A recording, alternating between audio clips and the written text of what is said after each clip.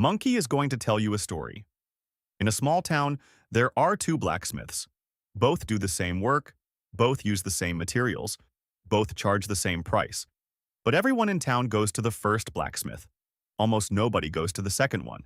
The second blacksmith tries to understand why. One day, he goes to the first one. "How do you do such great work?" he asks. The first blacksmith smiles slightly. "I don't tell anyone I do great work," he says. "I just do great work." The second blacksmith doesn't get it. "But I tell people I do great work too," he says. The first blacksmith nods. "That's exactly your mistake," he says. When the second blacksmith goes home, he starts to think. Then he realizes. For years, every time he opened his mouth, he talked about his quality. "I'm the best blacksmith in this region," he said. "Nobody better has ever come along," he said. To every customer, at every introduction, at every opportunity. What did the first blacksmith say? Nothing. He just focused on his work. Every hammer strike in the right place, every sword balanced, every horseshoe perfect. He opened the door at 8 in the morning, closed it at 8 at night, and the town saw this. Without being told, without debate, without being persuaded, action spoke, and action never lies. This is Law 9. Win through your actions, never through argument, because words vanish, actions remain. Because you can win an argument, but you can't win a person. But if you win a person through your actions, there is no need for argument. Robert Greene states Law 9 like this: victory through argument is temporary. You awaken the resentment and bitterness of the other side. Proving through your actions is far more powerful. Show that you are right, don't say it. Read that. Let it sink in. What happens when you win an argument? The other side goes quiet.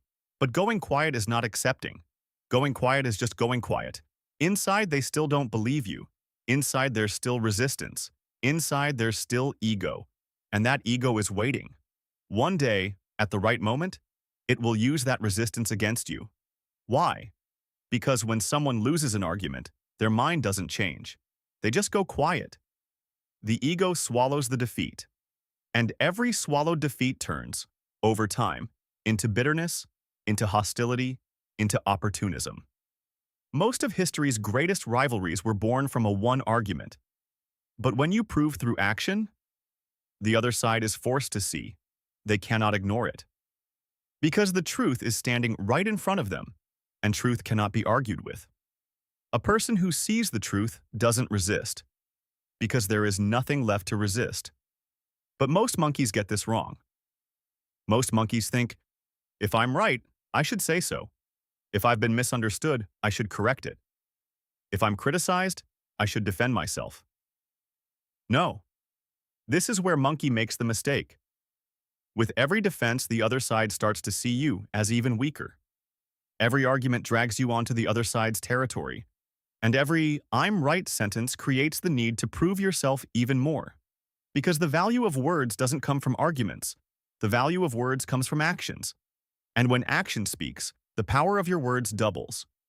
Now, Monkey is going to tell you the story of Michelangelo, the 1500s. Michelangelo is young, talented, but his talent hasn't yet been recognized. A group of respected artists and critics gather. The topic is Michelangelo's talent. And the verdict is clear. Michelangelo might be a decent artist, but not a true genius. He hasn't accomplished anything great yet. He hasn't proven himself to the establishment yet. Michelangelo hears this conversation. So what does he do? He doesn't argue with them about it. He doesn't defend himself, and he doesn't explain himself. He goes back to his studio and picks up right where he left off. 2 years later, the Pietà emerges. A mother and son carved from marble. So perfect that everyone who sees this masterpiece freezes in their tracks. So delicate that the marble seems almost to breathe. Every fold in the Virgin Mary's robe, every vein in Christ's hand, every expression on every face, all of it nothing but perfection. The critics came. They looked. They fell silent.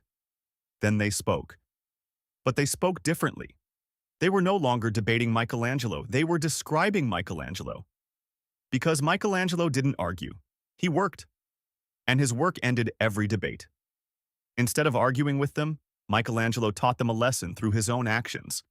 Now Monkey is going to tell you a second story, Henry Ford, a bold man who changed the automobile industry and never got caught up in what others said. Ford developed the assembly line, but the people around him didn't believe it. "This won't work," they said. "People can't work like this. Production can't be increased this way." Engineers were skeptical. Investors began to doubt him. Competitors laughed. Did Ford argue with them? No. He went back to his factory. He set up the line. He ran it. By 1913, Ford's factory was producing 1,000 cars a day. Competitors couldn't produce 1,000 cars in a week. Now, who could say what? Nobody. Competitors started copying his system. Not what they believed, what they saw. Because seeing ends argument, Ford didn't win the argument. Action made the argument irrelevant. And here is the most important point.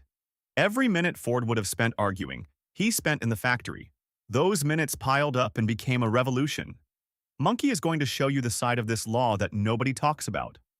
Proving through action sounds simple. It sounds like, just do good work, the rest will follow.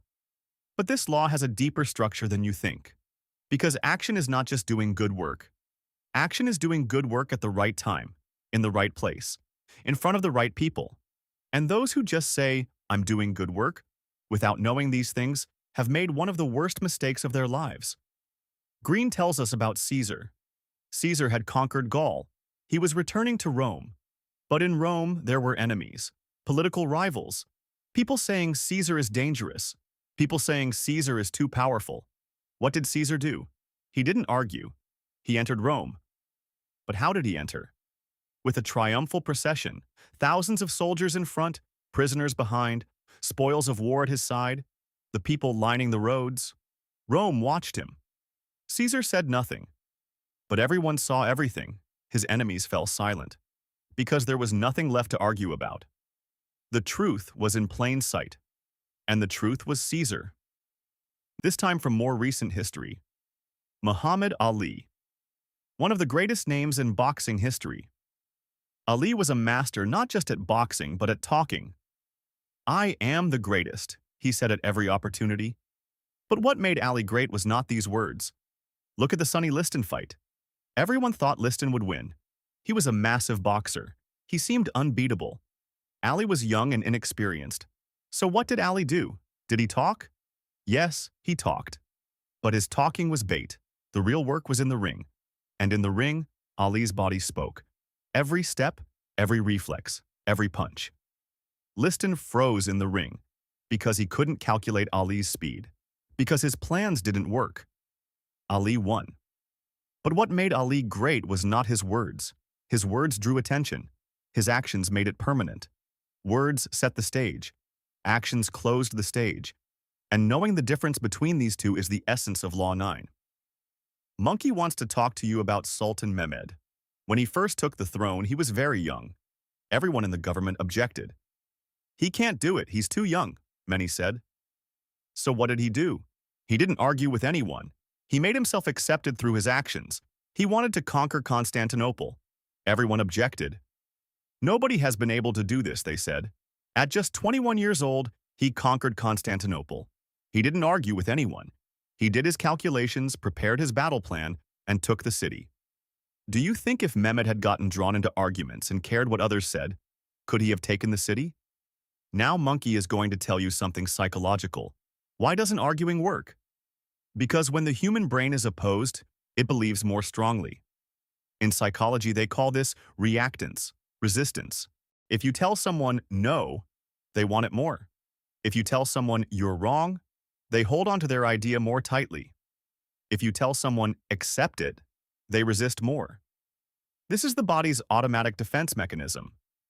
Arguing triggers this mechanism. The other side starts talking not to change their mind, but to defend it. And a person on the defensive never sees the truth. The moment they start arguing is the moment they lose, and they don't realize it until the very end. But action bypasses this mechanism, because action doesn't speak to the ego, it speaks to the eyes, and eyes never lie. When Michelangelo's critics saw the Pietà, there was nothing left for them to defend against, because Michelangelo had spoken not to their egos but to their eyes. When Ford's competitors saw the factory, there was nothing left to argue about, because Ford had spoken not to their opinions but to their reality. When Mehmed took Constantinople, nobody could say a word, because Mehmed made himself accepted not with words but with actions. Understanding this difference changes everything. Monkey wants to ask you a question to debate in the comments. Is there a balance between the power of action and the power of communication? Or is doing genuinely good work always enough? Because think about it. Michelangelo made the Pietà, but people saw the Pietà because in that era, communication networks were functioning, gossip spread, people told each other about it. But today, in the age of social media, in a world where everyone is doing everything, is just doing good work enough? Or is communication just as essential as action? Write in the comments. Monkey will pin the best answer, but first Monkey has to tell you the danger of this law. What happens when this law is misunderstood? Monkey goes silent. Silent about everything. Silent about criticism. Silent about being misunderstood. Silent about injustice. It doesn't react to anything. And it waits. My actions will speak for themselves eventually, it says. But if nobody is watching, actions can't speak either. Law 9 is not silence. Law 9 is selective speaking. Drop the argument, but don't drop the stage. Drop the defense, but don't drop the visibility. Speak little and to the point, step back, and let your actions speak for you. The gap between the right and wrong use of this law is critical. If you use it wrong, you might be making the biggest mistake of your life. Monkey is going to tell you 3 things. First, stop arguing, start acting. Did someone criticize you? Don't respond. Work. Did someone doubt you? Don't defend yourself. Produce. Did someone not believe you? Don't try to convince them. Show them. Because every argument drains your energy, and that energy could have been spent on action. Don't waste it. Every minute spent arguing is a minute not spent on action. Michelangelo spent those minutes in the studio. Ford spent those minutes in the factory. Caesar spent those minutes on the battlefield. Ali spent those minutes in the ring. Mehmed spent those minutes in the war room, and they all won. Second, set the stage right. Action has no effect if it's not seen, but don't show everything everywhere. Show it to the right audience at the right time, in the right place. Caesar held his triumphal procession in Rome, not in his studio, not in front of the Senate, in front of the people, because the right stage doubles the power of action. Ask yourself, who, if they see this action, benefits me? When should it be seen? How should it be shown? The answers to these questions determine the impact of your action. Third, be patient. Actions don't produce instant results. Argument produces instant results, but those results are temporary. The results of action come slowly, but they are permanent. Michelangelo worked for 2 years. Ford developed his factory over years. Ali woke up at 5 every morning for years and trained. Mehmed had been planning this conquest since childhood, but their results were permanent.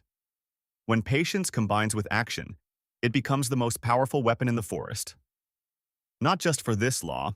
For everything in life, you need to be patient. Monkey has one final reminder for you. The second blacksmith went back to his workshop that day. He took down the posters, he removed the ads, and he started working, really working. A year passed. Customers slowly started coming. 2 years passed. A line started to form. People started pouring in. And one day someone asked him, "How do you do such great work?" The blacksmith smiled. "I don't tell people I do great work," he said. "I do great work." The cycle closed, and this time he was the one saying it. So what should you do? Stop arguing. Start acting. Drop the defense. Start producing. Set the stage. Show the right audience at the right time. And be patient. Action speaks slowly. But when it speaks, nobody can silence it. Because the most powerful monkey is not the one who talks the most. The most powerful monkey is the one who turns their words into action. And as always, apes together strong. If you want to see the rest of these laws, subscribe and turn on notifications. You can watch the other laws from the playlist. If you've had a similar experience, share it in the comments. And never forget, in this jungle, you are never alone.